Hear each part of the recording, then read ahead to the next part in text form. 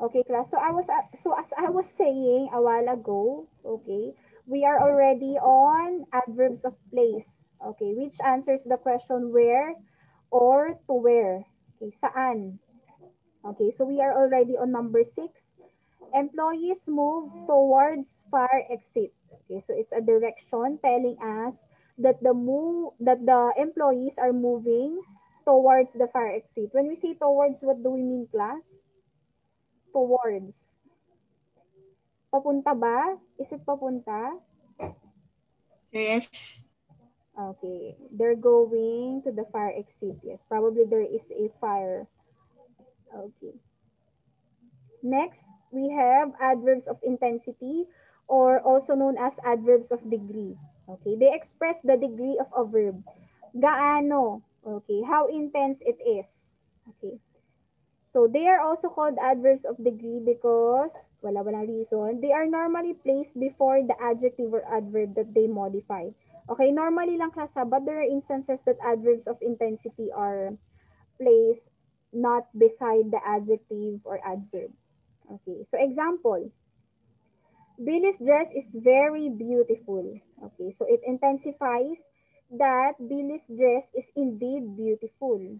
Okay, so this one is easy also. Wala siyang kapareho compared to the previous two types that we were able to discuss. Okay, basically it intensifies. When we say it intensifies, what do we mean by intensifies? Pinapagrabe or how do I Pero say? pwede rin niya i-decrease yung intensity. Yes, it can also decrease the intensity. Later, magpapakita ko ng example. Papakita ko sa inyo.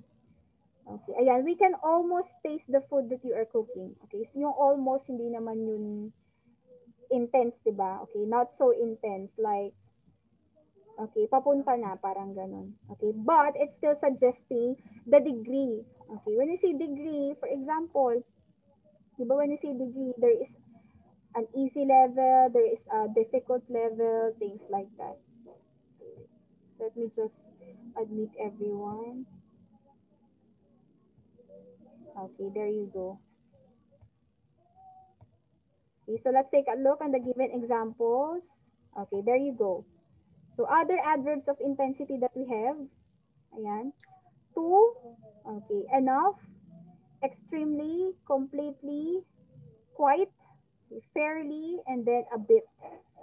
Okay, so these are all adverbs of intensity. So as what you can see, class, not adverbs of intensity only suggest the it doesn't only suggest yung grabe, okay, or yung pinaka-intense. It also suggests the other side of it. Ayun no, parang yung a bit. Okay, a bit means Che, that, pwede yung a bit i-change little bit. ha? Ulit, little bit? Che, pwede yung, che, pwede i-change yung a bit na, little bit. Pwede ba ganun, Che? I-change Pwede. yun. Yeah, yeah. Okay, this one is also, what do you call this? Flexible. Okay, adverbs of intensity is also flexible.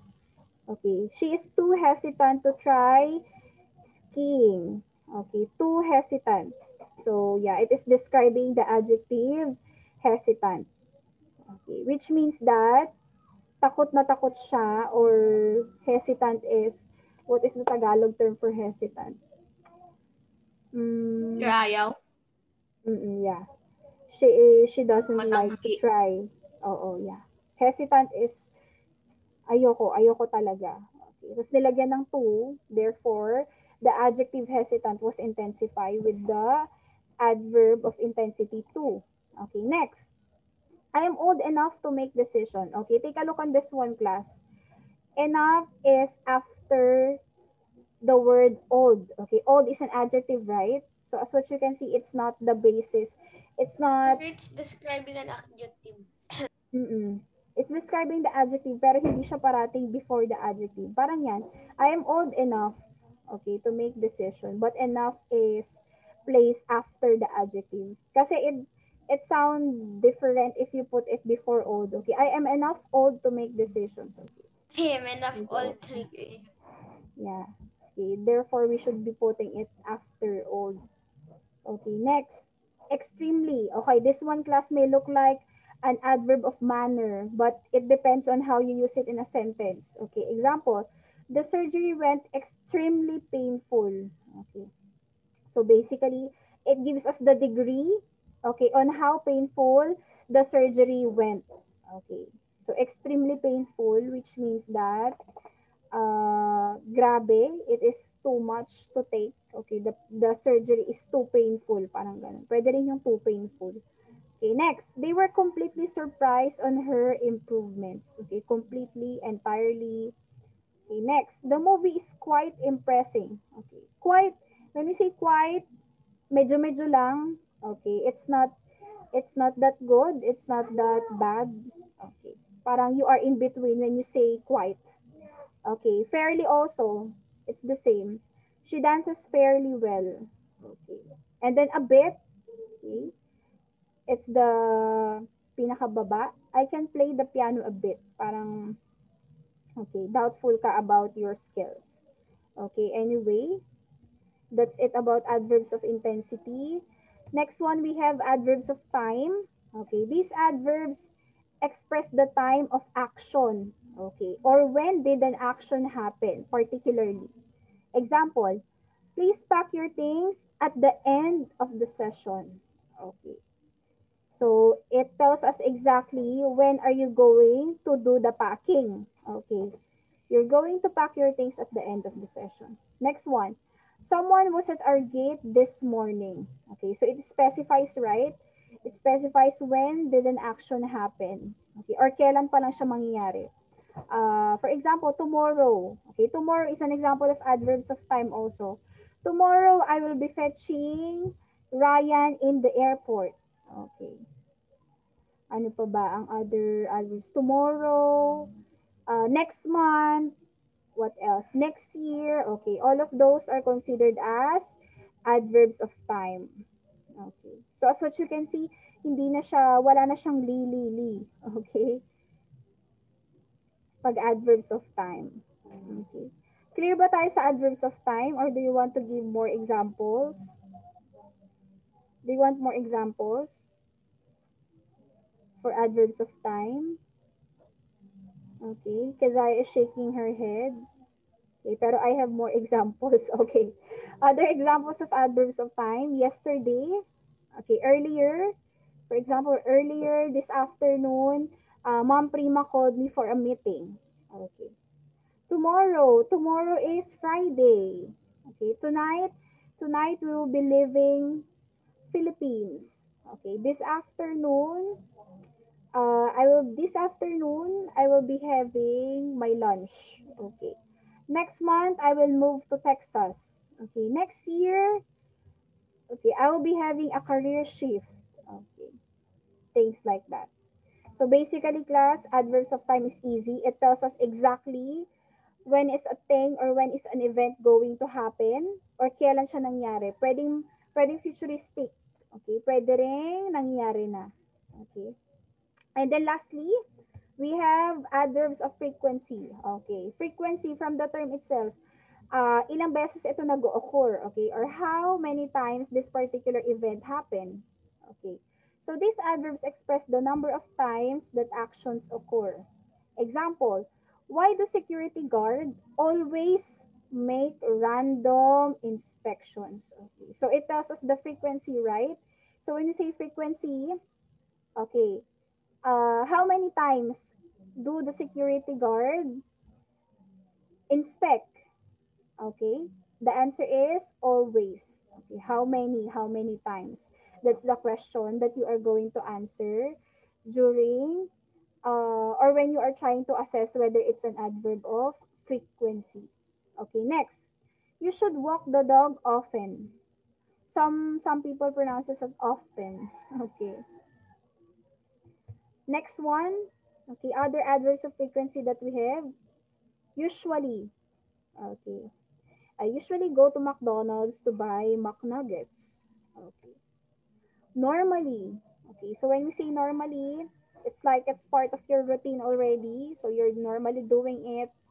So I normally uh, take a bath first before I eat my breakfast. Okay. But some people would prefer eating their breakfast first before taking a bath. How about you, class? Do you prefer taking a bath first before eating your breakfast? Or is Yes, it the chair. other way? Yes, But chair. before Saka breakfast. Breakfast muna, Chair. Yeah. Okay, so as what you can see, we have different preferences. Sometimes we eat first before we take a bath. But for me, I eat first before I take a bath. So that when I go to the comfort room, I'll be brushing my teeth also. So I will not be brushing my teeth twice. Okay. Next, frequently. Okay, palagi. Okay. Next, sometimes. Okay. Very random. Okay, very rare. Parang ganon. When you say sometimes. Next, occasionally. Okay, when you say occasionally, uh, sometimes also, it's almost the same with sometimes, occasionally. Like, pag naalala mo lang, you do it, things like that. Okay.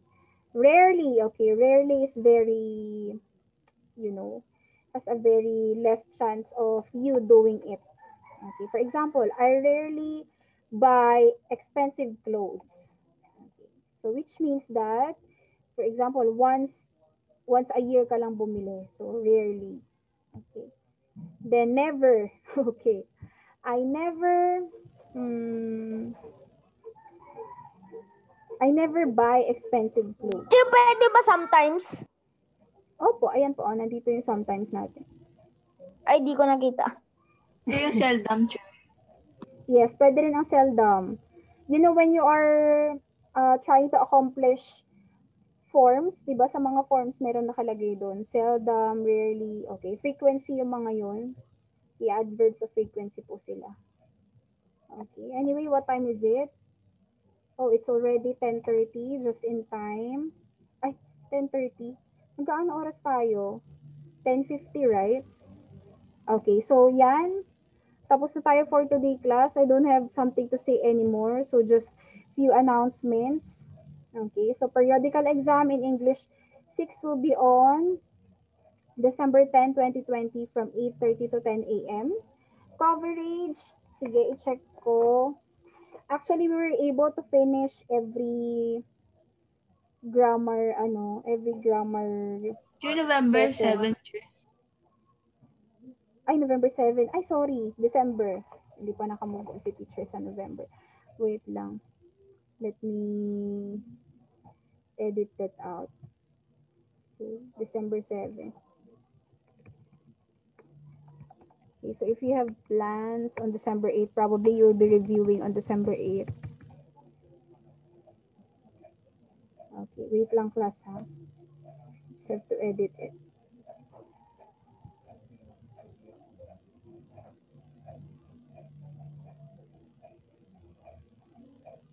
Okay, there you go.